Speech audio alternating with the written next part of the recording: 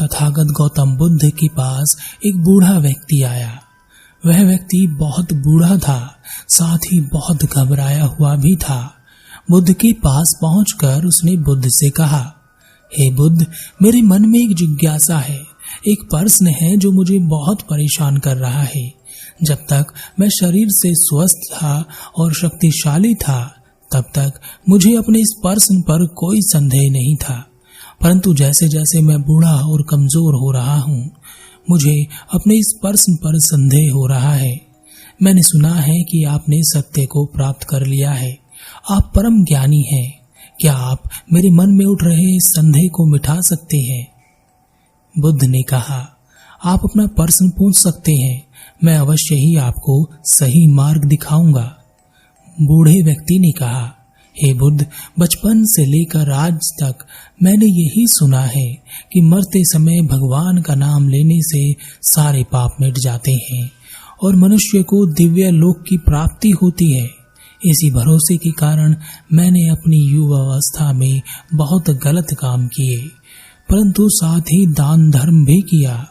उस समय न मृत्यु का भय था और न ही शरीर कमजोर था।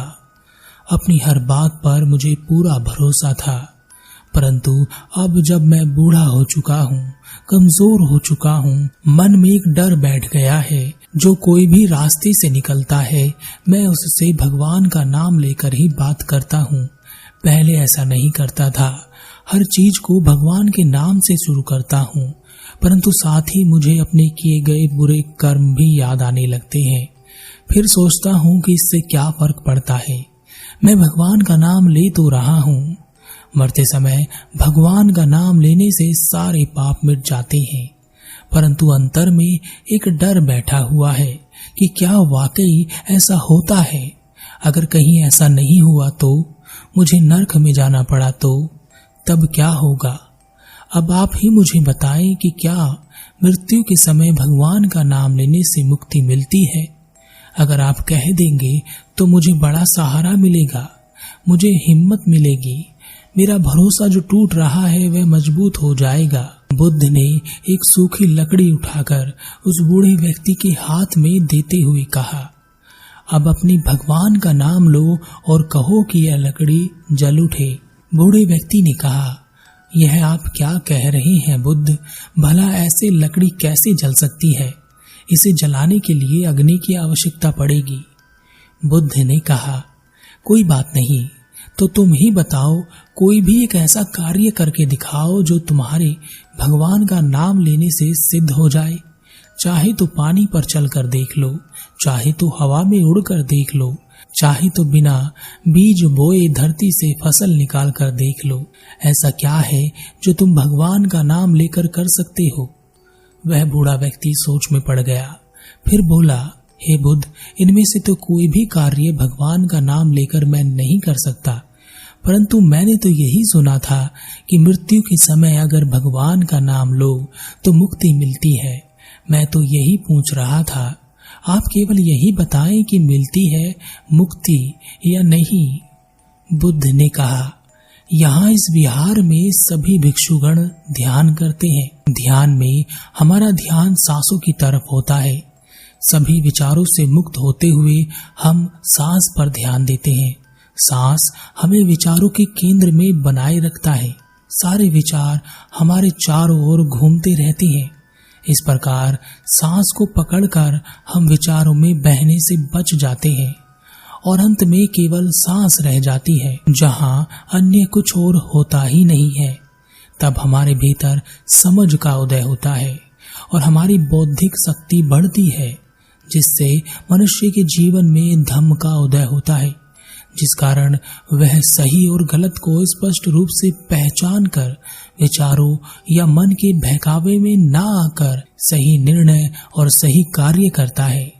जब वह जीवन में सब सही करता है तो उसे मृत्यु या बुढ़ापे का डर नहीं लगता और वह हर किसी से भगवान का नाम लेकर बातें करे यह भी जरूरी नहीं रहता। यह सुनकर बूढ़ा व्यक्ति घबरा गया और उसने कहा, हे बुद्ध, आपकी बातों से मुझे डर लग रहा है। ऐसा लग रहा है कि मैंने जीवन भर गलत शिक्षा को आत्मसात किया। क्या मृत्यु के इतने करीब आकर अब मुझे यह पता चलेगा कि मैंने जो जीवन भर किया, जिस पर जीवन भर भरोसा किया, वह रास्ता गलत था? बुद्ध मुस्कुराए और कहा, हम जीवन भर यही गलती करते हैं। कही गई बातों को या सुनी गई बातों पर विश्वास करते हैं, उसे अपनी बुद्धि और विवेक की कसौटी पर कसते नहीं हैं। जो चला आ रहा है बस उसे मानते चले जाते हैं, उसे जानने की कभी कोशिश नहीं करते। कोई किसी खाई में गिर रहा है तो बेझिझक हम उसके पीछे खाई में गिरने को तैयार हैं, बिना यह सोचे कि उस खाई में गिरने से क्या होगा। अब उस बूढ़े को विश्वास हो गया कि शायद उसने गलती कर दी है और उसे उसके किए गए कर्मों के कारण नरक में जाना पड़ेगा। भगवान का नाम लेकर कुछ नहीं होगा, वह बच ना सकेगा। उसने बुद्ध से कहा, क्या इतने सारे लोग, इतने ज्ञानी लोग यह सब झूठ बोलते हैं कि अंतिम समय में भगवान का नाम लेने से मुक्ति मिलती है? बुद्ध ने कहा, भगवान का नाम लेने से मुक्ति मिलती है, मोक्ष मिलता है। और भगवान का ही क्या, तुम किसी का भी नाम लो, उसका नाम लेने से तुम्हें मुक्ति और मोक्ष मिलेगा। तुम अपने पिता का नाम लो, उनका नाम लेने से भी तुम्हें मोक्ष और मुक्ति मिलेगी। तुम अपनी माता का नाम लो, उनके नाम से भी तुम्हें मुक्ति और मोक्ष मिल ही जाएगा। उस बूढ़े व्यक्ति को कुछ समझ नहीं आ रहा था। उसने कहा, आपकी बातें मुझे समझ नहीं आ रही हैं। एक और आप कहते हैं कि भगवान का नाम लेने से मुक्ति नहीं मिलती, दूसरी ओर आप कह रहे हैं किसी का भी नाम लेने से मुक्ति और मोक्ष मिल जाता है। माता पिता का नाम लेने से भी? मैं समझ नहीं पा रहा। बुद्ध ने कहा, ध्यान में हम सांसों को पकड़कर विचारों को हटाते हैं। नाम लेना भी एक प्रकार का ध्यान ही है। जो अपने भगवान या अपने गुरु या अपने माता पिता या किसी का भी नाम लेता है, अर्थात वह नाम ही उसके भीतर गूंजता रहे, उस नाम के अलावा और कोई विचार उसे प्रभावित ना कर सके, हमेशा सुबह शाम दिन रात एक नाम उसके भीतर चलता रहे, उस नाम को केंद्र बनाकर अपने विचारों से, अपने मन से वह मुक्त हो जाए, तो किसी का भी नाम लेने से मुक्ति मिलती है। उस बूढ़े व्यक्ति ने कहा, सांस पर ध्यान देने से ध्यान होता है, पर किसी के नाम पर ध्यान लगाने से ध्यान होता है, यह कैसे हो सकता है? बुद्ध ने कहा, जो लोग यह कहते आ रहे हैं कि भगवान का नाम लेने से मुक्ति मिलती है, वह अधूरी बात फैलाते हैं। नाम लेने का मतलब इतना ही होता है कि उस नाम को तुमने अपने भीतर केंद्र में स्थापित कर लिया है। अब उस नाम के अलावा तुम्हारे जीवन में कुछ और नहीं है। जैसे ध्यान करने वाले व्यक्ति के जीवन में उसकी सांसों के अलावा कुछ और नहीं होता, वह हमेशा अपनी सांसों में ही स्थापित रहता है, उसी प्रकार नाम लेने वाला व्यक्ति उस नाम में स्थापित हो जाता है और अन्य कोई भी चीज उसके लिए महत्व की नहीं रहती। इस प्रकार उसके भीतर समझ और बुद्धि का विकास होता है, ध्यान और धर्म का उदय होता है और वह देख पाता है कि क्या गलत है और क्या सही है। वह कुछ गलत नहीं करता, इस कारण उसे मोक्ष मिलना अनिवार्य हो जाता है। बूढ़े व्यक्ति ने कहा, तो क्या मैं जो मरते मरते भगवान का नाम लेता हूँ उससे कुछ नहीं होगा? बुद्ध ने कहा, अपने अंतर में देखो, जिसका नाम तुम ले रहे हो क्या वह तुम्हारे भीतर स्थापित है? क्या है वहां पर? उस बूढ़े व्यक्ति ने अपनी आंखें बंद की और बोला, हे बुद्ध, मुझे तो अपने भीतर डर, भय, दुविधा और शंका नजर आती है। बुद्ध ने कहा, जो तुम्हारे अंतर में होगा वही तो तुम्हें मिलेगा। मुक्ति या मोक्ष कैसे मिलेगा? तुम तो अभी भी फंसे हुए हो। बुद्ध उस बूढ़े व्यक्ति को एक तालाब के पास ले गए। उस तालाब के किनारे पर कुछ घास के पत्ते और गंदगी फैली हुई थी। बुद्ध ने एक सूखी लकड़ी उठाकर वहां फेंक दी और बूढ़े व्यक्ति से कहा, वह जो सूखी लकड़ी तुम पड़ी हुई वहां देख रहे हो, यह बताओ कि यह लकड़ी इस तालाब के पानी में किस प्रकार तैर सकती है? उस बूढ़े व्यक्ति ने कहा, इस लकड़ी को आपको तालाब के दूसरी तरफ डालना चाहिए था, जहां साफ पानी है, वहां यह तैर सकती है, परंतु यहाँ तो सब घास और कूड़ा कटकट फैला हुआ है, यहाँ यह तैर नहीं सकती। बुद्ध ने कहा, यह कूड़ा करकट तो अब इसके चारों ओर है, इसे यहीं तैरना है, तो क्या करना होगा? बूढ़े व्यक्ति ने कहा, इसके चारों ओर से यह सब कूड़ा करकट हटाकर साफ करना होगा। बुद्ध ने कहा, चलो यहाँ से कूड़ा करकट हटाते हैं, घास साफ करते हैं। उस लकड़ी के चारों ओर से कूड़ा करकट और घास साफ करने के बाद वह लकड़ी पानी में तैरने लगी, पर आगे नहीं बढ़ पा रही थी। बुद्ध ने कहा, यह लकड़ी पानी के साथ आगे क्यों नहीं बढ़ रही है?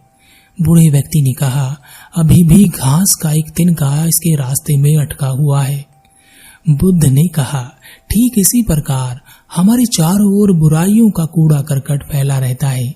विचार हमें चारों ओर से ऐसे ही घेरे रहते हैं।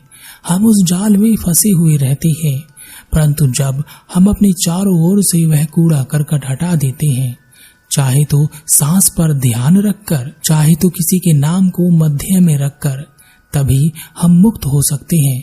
परंतु एक छोटी सी बुराई भी हमें अटका कर रख सकती है। जिस प्रकार एक छोटे से घास के तिनके ने इस लकड़ी को आगे बढ़ने से रोका हुआ है। बुद्ध ने वह घास का तिनका हटा दिया और वह लकड़ी आगे तैरने लगी। उस बूढ़े व्यक्ति ने कहा, हे बुद्ध, मैं समझ गया, आप जो कहना चाहते हैं मैं समझ गया। अंतिम समय किसी का नाम लेकर मुक्त नहीं हुआ जा सकता, जब तक कि हमारे मन में कूड़ा करकट फैला हुआ हो। मुक्त होने के लिए साफ मन चाहिए, जो अभी मेरे भीतर नहीं है, पर मैं आज से ही इसे साफ करने की कोशिश करूंगा। और अब मैं मृत्यु के डर में नहीं जीऊंगा और डर के कारण किसी का नाम नहीं लूंगा। अगर किसी का नाम लूंगा तो खुद को जानने के लिए।